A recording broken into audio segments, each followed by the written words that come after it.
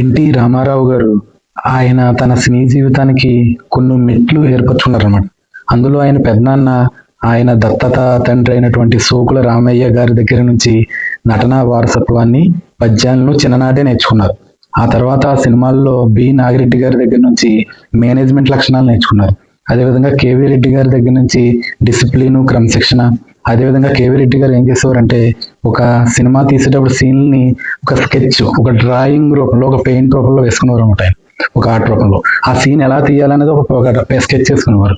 అలాగే కిరీటాలను కూడా ఎలా ఉండాలో ఒక స్కెచ్ అనేటువంటిది వేసుకునేవారు అనమాట. అదే తన తర్వాత గానవీర సూరకర్ణలు ఎన్టీ రామారావు గారు అనుసరించారనమాట. అదేవిధంగా తొలినాళ్ళలో ఆయన ఎస్ఆర్ఆర్ కాలేజీలో విజయవాడలో చదువుతున్నప్పుడు, ఇంటర్మీడియట్ చదువుతున్నప్పుడు ఆయనకి తెలుగు లెక్చరర్ అయినటువంటి విశ్వనాథ సత్యనారాయణ గారి దగ్గర నుంచి హావభావాల్ని, అభినయాన్ని ఆయన అనుసరించడం మొదలుపెట్టారనమాట.